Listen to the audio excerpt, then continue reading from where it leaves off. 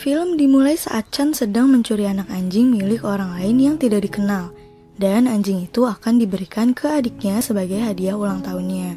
Pas pagi harinya, Soyi terbangun, terus di sampingnya udah ada anak anjing itu, dan langsung diberi nama Mayum, yang artinya tulus. Soyi sengaja memberi nama itu dengan tujuan agar anjing itu dapat mendengarkan doa dia kalau diberi nama Mayum. Kelihatan banget kalau Soyi itu sangat senang sekali dengan Mayum. Diurus dengan baik, dikasih susu, diajak main, digendong-gendong, tidur bareng, makan bareng. Mereka selalu menghabiskan waktu bertigaan sampai Mayum sudah besar. Sampai ada kejadian lucu saat Soyi ketahuan ngompol, tapi Soyi nggak mau ngaku, dan dia malah nuduh Mayum yang ngompol. Tapi dengan pintarnya, Mayum nunjukin bukti celana yang basah milik Soyi di dalam tasnya. Akhirnya dia nangis, mungkin karena dia malu kali ya.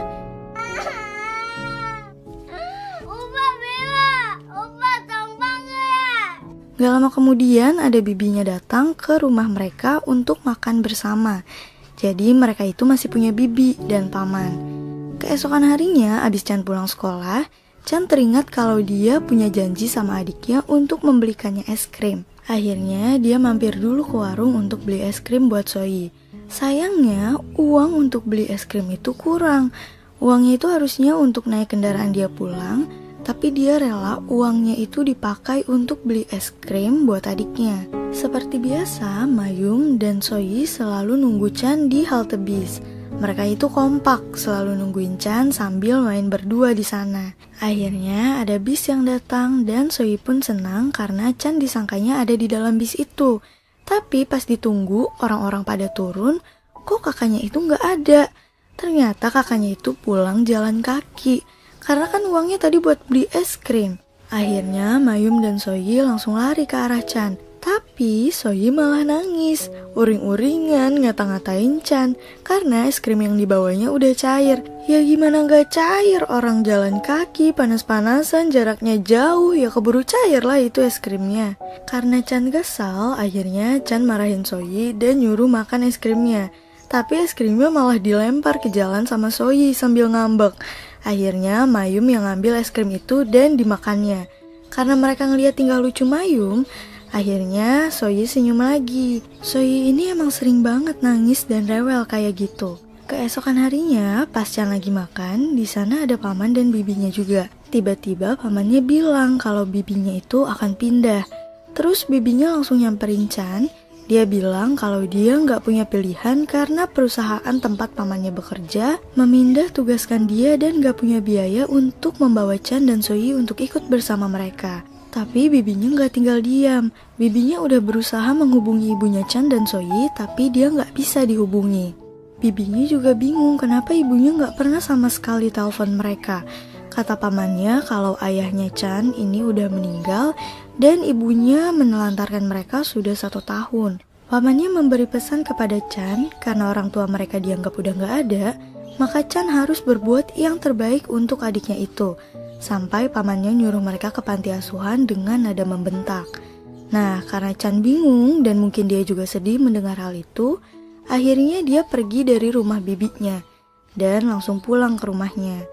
Tapi bibinya ngejar dia.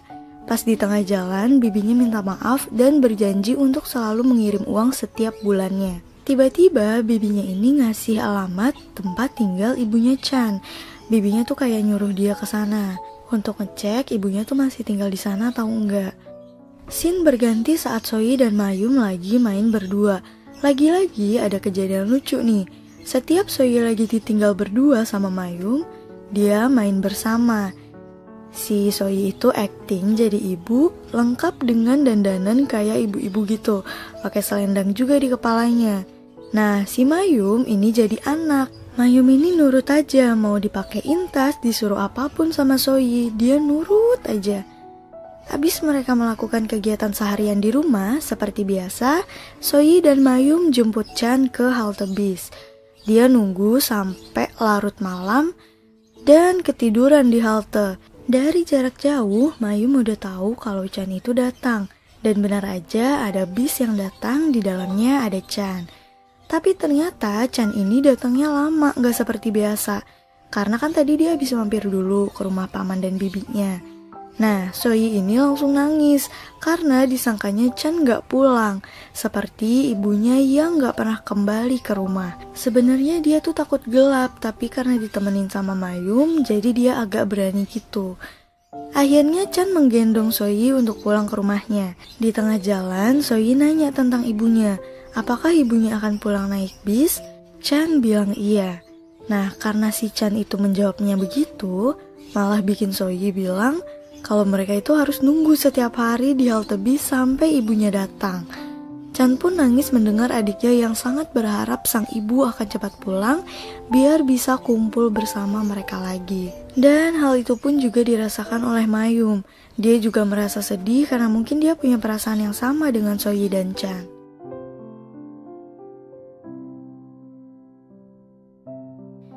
Keesokan harinya mereka memulai hari tanpa ada paman dan bibinya. Chan pun mengurus Soyi dan Mayum sendirian, mulai dari mandiin mereka, masak, beberes, dan lain-lain. Ada kejadian lucu saat Chan nyuruh adiknya keramas. Soyi gak mau keramas karena dia tuh gak mau merem, dia tuh takut gelap. Chan pun maksa lalu Soyi menangis lagi. Akhirnya Chan bilang, kalau gak mau keramas, Soyi tidurnya sendiri ya. Akhirnya Soyi mau dikeramasin sama Chan. Ya meskipun ada drama-dramanya dikit lah. 얘 눈 꼭 감어. 비눗물 들어가면 눈 아파. 싫어. 눈 감으면 깜깜해. 깜깜하면 나 혼자 있는 것 같단 말이야. Kemudian gak sengaja Soyi menemukan alamat ibunya dan nanya ke Chan kalau itu alamat ibunya atau bukan. Chan langsung merebut kertas itu. Lagi-lagi si Soyi ini nangis sambil minta pergi ke rumah ibunya. Tapi kakaknya kesel karena dia nangis terus. Akhirnya kakaknya bilang kalau ibunya itu gak akan pulang. Karena kalau dia pulang harusnya kan udah dari dulu dia pulang.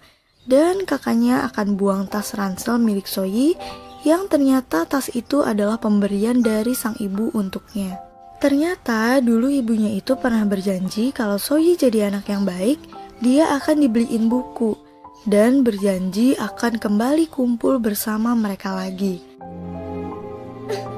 학교 가서 공부 잘하면 책도 많이 사서 온댔어. Tapi kakaknya udah kesel. Akhirnya kakaknya bilang kalau ibunya itu udah mati dan nyuruh Soyi untuk berhenti menanyakan tentang ibunya lagi.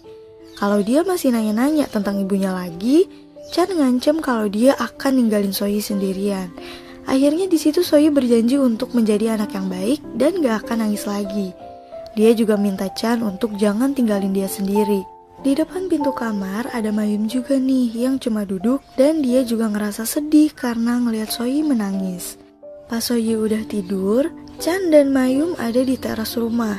Di situ Chan bilang dan menitipkan pesan ke Mayum untuk selalu menjaga Soyi sampai kapanpun. Chan bilang jika dirinya nggak ada di sana, Mayumlah yang harus menjadi kakaknya Soyi. Tapi apapun yang terjadi, mereka nggak boleh berpisah dan harus tetap bersama-sama. Di situ Mayum merespon dengan baik dan mereka berjanji untuk tetap bersama-sama. Sampai pada suatu hari, Chan, Soyi, dan Mayum main seluncuran bersama-sama di sungai yang membeku. Kelihatan seneng banget tuh mereka. Sampai ada suatu kejadian yang akhirnya membuat kehidupan mereka berubah total. Yang tadinya mereka saling menyayangi, akhirnya rasa sayang Chan berubah ke Mayum menjadi rasa benci. Jadi, waktu Chan tiba-tiba mau buang air besar, Soyi dan Mayum ditinggal berdua. Chan bilang kalau mereka harus tetap nunggu di situ dan jangan kemana-mana. Tapi tiba-tiba Mayum mengejar layangan dan narik layangan itu sampai membuat esnya pecah. Akhirnya Mayum tenggelam di situ. Soyi shock dan langsung nyamperin ke tempat Mayum tenggelam. Tapi es di situ kan emang udah retak dan bahaya kalau dekat-dekat ke tempat itu. Nah, Chan pun ngeliat dan langsung teriak nyuruh Soyi diam di tempat. Tapi es itu nggak kuat nampung beban Soyi. Dan akhirnya es yang diinjak Soyi pecah yang membuatnya tenggelam. Sebenarnya ada 2 orang dewasa yang lagi ada di sana. Tapi mereka nggak langsung nolongin Soyi dan Mayum. Pas Chan lari ke arah sana pun ditahan sama orang itu.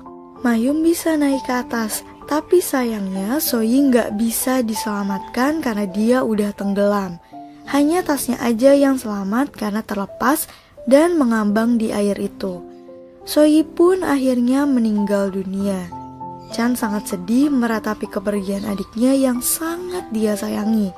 Nah, semenjak kejadian itulah Chan merasa sangat benci kepada Mayum karena dia menganggap bahwa kematian Soyi itu karena Mayum. Semenjak itu, Chan mengusir Mayum sampai ketika lagi musim salju pun, Mayum tetap setia nungguin di halte tempat dia yang selalu nunggu bersama Soyi.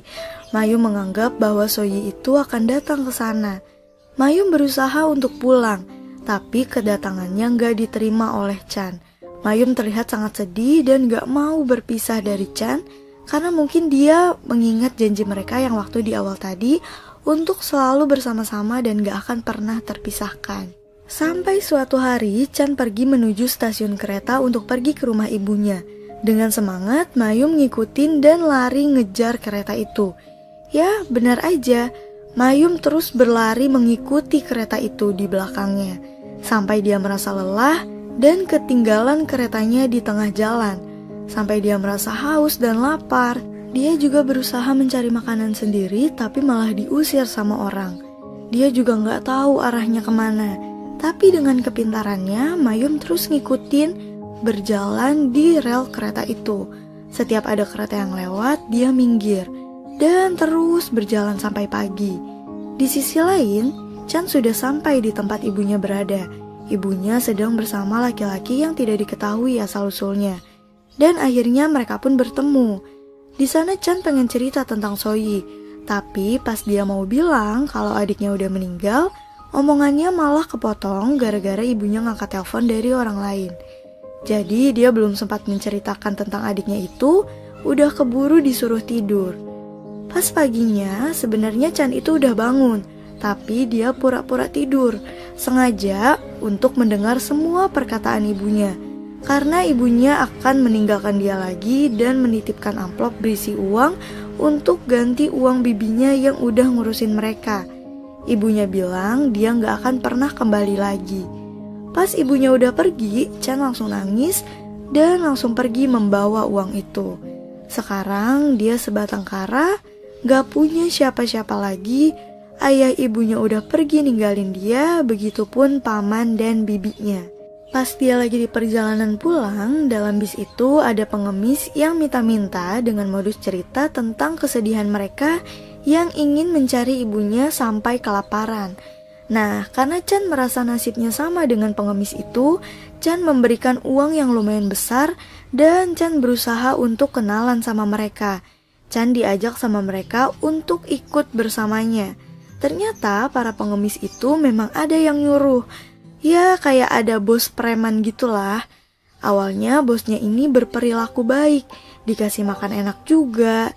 Jadi Chan ini yakin kalau dia di sana akan punya banyak teman dan ada yang ngurusin juga. Tapi ternyata kenyataannya nggak seindah itu.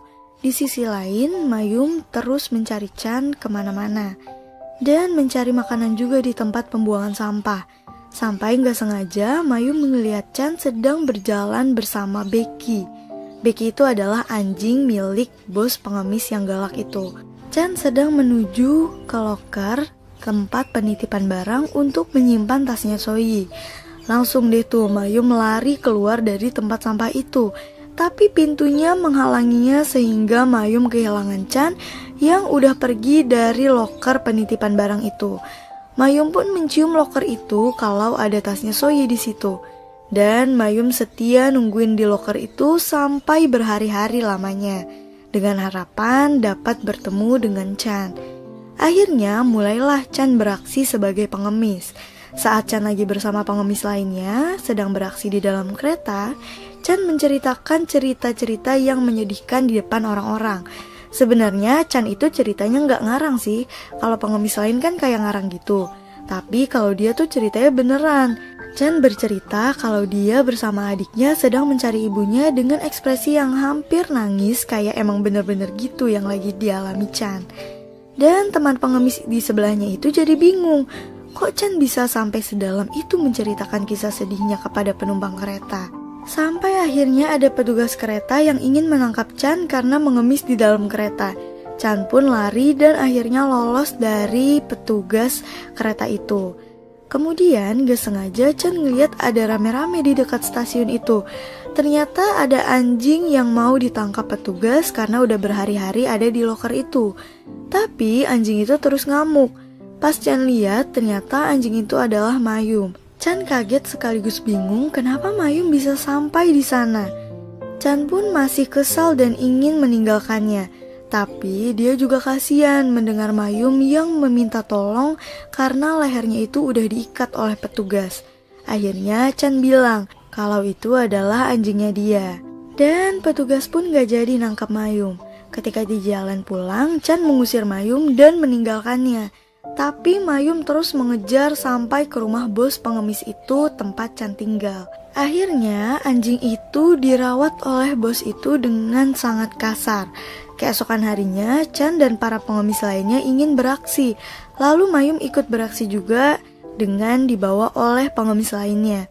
Sampai ketika penghasilan para pengemis itu sangat sedikit, bosnya pun marah-marah dan menendang pengemis temannya si Chan itu. Chan pun membelanya sampai dia dipukulin sama bos itu sampai berdarah. Mayum pun melihat si Chan ini dipukulin. Dia tuh gak terima gitu dan ingin menolongnya. Tapi gak bisa karena dia dirantai. Bos itu pun memukul Mayum juga sampai terkapar. Paginya, anak-anak pengemis itu diajak bosnya untuk liburan ke taman wahana bermain. Ternyata bosnya punya niat buruk. Ketika gak ada siapa-siapa di rumahnya, Mayum diajak berkelahi oleh Becky. Becky ini emang anjing yang sangat ganas karena dia emang dilatih untuk seperti itu. Akhirnya Mayum kalah diadu berantem sama Becky sampai berdarah-darah. Dia juga udah sekarat gitu, hampir mati. Dan dibuang ke tempat pembuangan sampah. Ketika anak-anak pulang ke rumah, Chan gak sengaja mendengar pembicaraan kalau Mayum kalah berkelahi dengan Becky. Terus karena Mayum udah berdarah-darah, akhirnya Mayum dibuang ke pembuangan sampah. Lalu Chan langsung pergi ke tempat pembuangan sampah itu. Tapi sayang, Mayum udah gak ada di situ. Chan pun balik lagi ke tempat bos itu. Dia sangat marah dan kesal yang akhirnya dia memukul Becky dan berani melawan bosnya. Sampai-sampai bosnya marah ingin memasukkan Chan ke kandang Becky. Tapi pengemis lainnya dengan cepat menelpon polisi dan akhirnya polisi pun datang. Bos pengemis itu beserta anak buahnya kabur. Bosnya bilang ke Chan kalau dia akan membuatnya menyesal. Akhirnya Chan dibawa ke kantor polisi untuk dikirim ke panti asuhan. Tapi Chan kabur dari sana untuk mencari Mayum. Lalu Chan pergi ke loker untuk mengambil tasnya Soyi. Tapi tiba-tiba datang bos pengemis itu untuk menangkap Chan. Gak sengaja ternyata Mayum ada di sekitar situ juga dan langsung menolongnya. Kemudian mereka berdua lari untuk menghindari kejaran Becky dan bos pengemis itu. Sayangnya di saat di tengah jalan, Becky mati karena tertabrak mobil yang melaju sangat kencang di jalanan. Bos pengemis itu pun sangat sedih dan sangat dendam sama Chan. Scene pun berganti ketika Chan yang sudah baikan dengan Mayum. Mereka menghabiskan waktu berdua bersama, makan berdua, bermain, guling-gulingan di taman, dan pulang hujan-hujanan bersama ke sebuah tempat kayak di lorong stasiun gitu. Chan dan Mayum tinggal di situ karena udah gak punya tempat tinggal lagi. Di lain cerita, ibunya Chan sedang di tempat registrasi visa dan melihat data-data keluarganya. Di situ dia ngeliat kalau Soyi itu udah almarhum, tapi ibunya bilang data itu salah.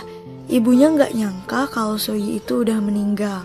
Dan dari situlah akhirnya ibunya tahu bahwa Soyi sudah meninggal. Scene berganti saat Chan lagi tidur di lorong kereta itu. Kelihatan dia lagi sakit dan lemah banget. Akhirnya Mayum ngambil kertas untuk nyelimutin Chan. Dan dia juga keluar dari tempat itu untuk mencari makan. Tapi matanya Mayum ini udah gak berfungsi dengan baik. Dia gak bisa melihat dengan sempurna. Dia ketemu sama bis yang lagi ngangkut roti. Dan roti itu langsung diambil sama Mayum, terus dia langsung kabur. Dan ngasih roti itu ke Chan. Setelah Chan udah agak meninggal, akhirnya mereka pergi dari tempat itu. Pas lagi di jalan, Mayum ini ngucek matanya terus. Mungkin karena dia ngerasa gak nyaman sama penglihatannya yang udah mulai buram. Akhirnya Chan membawa Mayum ke dokter.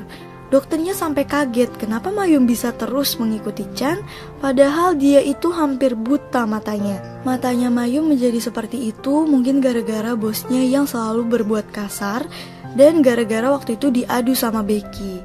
Akhirnya Mayum dikasih obat dan boleh pulang. Mayum terlihat lemas dan hanya nyenderan di kakinya Chan. Pas Chan lagi mau nyari makan, tapi Mayum mau ditinggal sendiri, dia malah terus ngikutin Chan. Ternyata Mayum itu takut kalau Chan ninggalin dia lagi dan takut kalau Chan gak balik-balik lagi. Dia gak mau kalau ditinggal-tinggal lagi sama Chan. Akhirnya sejak saat itu Chan berjanji untuk gak ninggalin Mayum lagi karena dia sadar akan kebaikan yang udah Mayum lakukan selama ini kepada Chan. Bahkan Mayum juga terluka karena Chan. Dia yang menolong Chan, dia yang menjaga Chan dengan tulus. Akhirnya Chan dan Mayum balik ke lorong kereta itu untuk beristirahat. Pas mereka lagi tidur, tiba-tiba para preman itu menemukan keberadaan mereka. Tapi sebelum preman itu nangkep Chan, si Chan ini udah keburu ditemukan sama polisi. Jadi dia dibawa ke kantor polisi karena keadaannya yang semakin lemah. Pas di kantor polisi, para preman itu masih ngikutin Chan.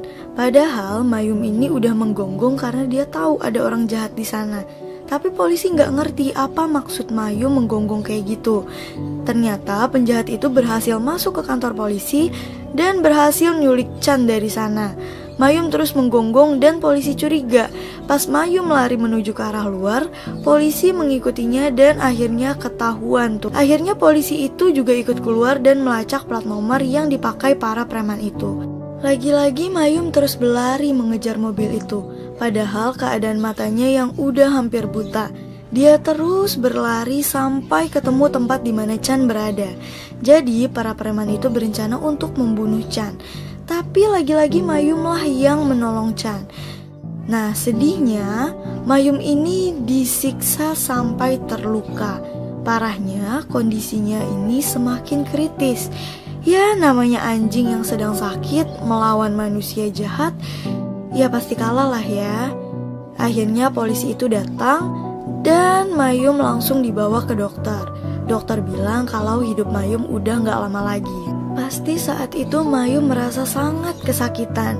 Chan sangat gak terima melihat kondisi anjingnya saat itu. Pas di kantor polisi, ternyata pihak kepolisian menghubungi ibunya Chan untuk datang ke sana.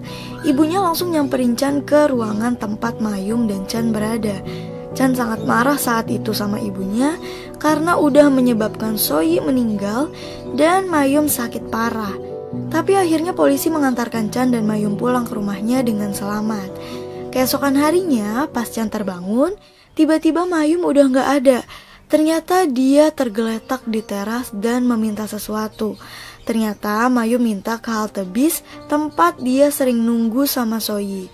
Di situ Chan akhirnya minta maaf dan mengatakan yang sejujurnya bahwa dia dulu itu mencuri Mayum. Karena di saat Soyi ulang tahun dia pengen seekor anjing.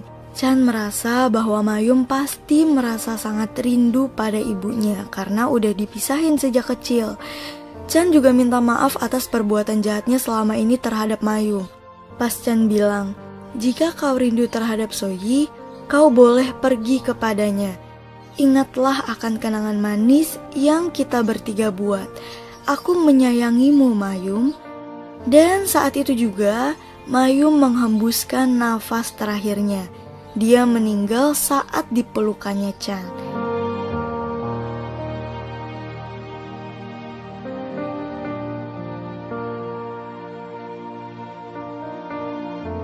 Keesokan harinya, akhirnya ibunya sudah pulang ke rumahnya dan kumpul bersama Chan.